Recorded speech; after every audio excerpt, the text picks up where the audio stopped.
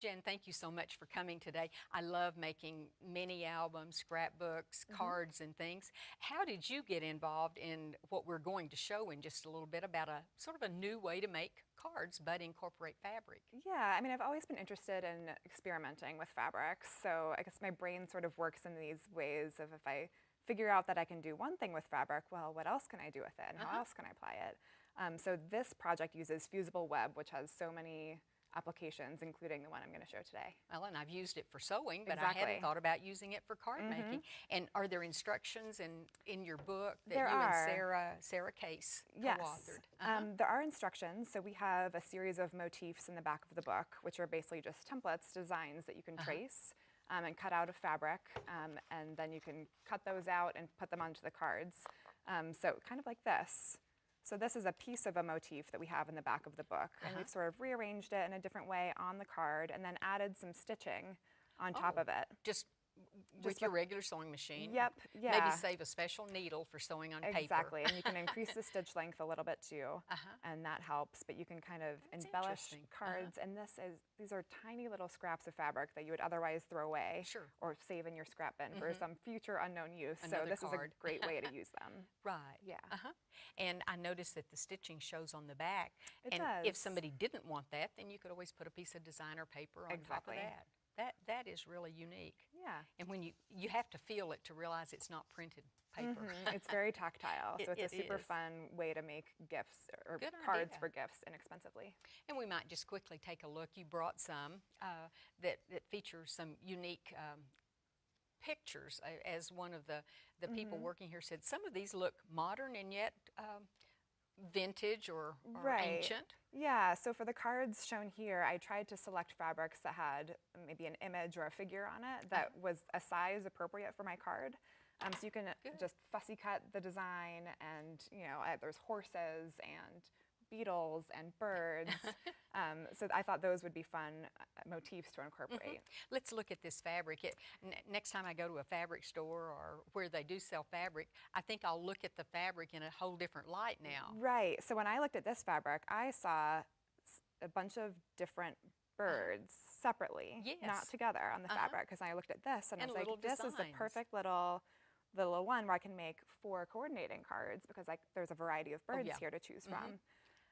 Yeah, I like that. And do you use always 100% cotton, or have you tried other fabrics? I've just used quilting cottons.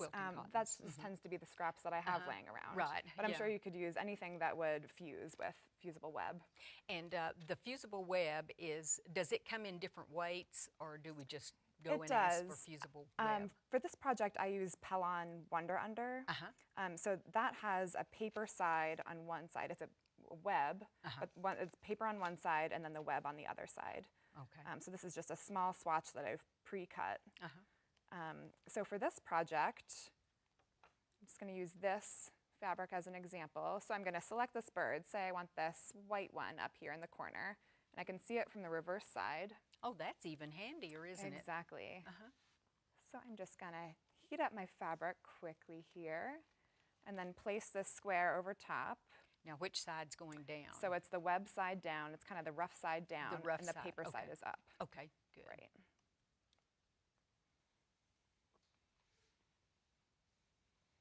And people who sew or quilt are probably very familiar with the Fusible webs. Exactly. It's also a great way to use scraps of the web. So then you can cut around your bird or whatever the motif is that you want to use. So I already actually have a couple already pre-cut, so I'm going to use these. And it doesn't take just light pressing, exactly. dry iron. It's a few seconds. So for these, I already have these little motifs that I've put the web on and I've cut around the edges. So I peel the paper off.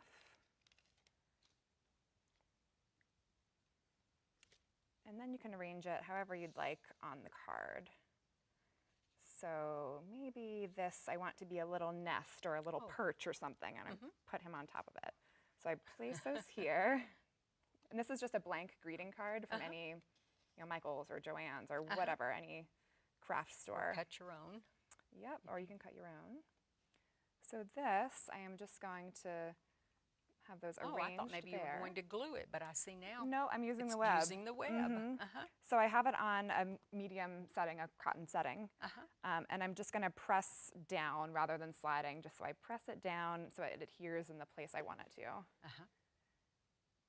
So it's maybe for 3 seconds, 5 seconds, not long. Just going to do one more pass here. Yeah. And that is all done. How fast. And Gosh, that's it. You know, you could set up an assembly line. Oh, yeah. And make a dozen cards in the same amount of time, really. Absolutely. The cutting would be the only part that takes very long. And peeling the paper off, sometimes it's hard to grab the edge. Sometimes it is. Those of us who used to love to cut out paper dolls would love the cutting process. But, and like you say, we could make a lot, and it's such an inexpensive way to give something that's handmade, handcrafted. Exactly, and a great way to use scraps. Well, it certainly is. Thank you so much for showing us this idea. Of course.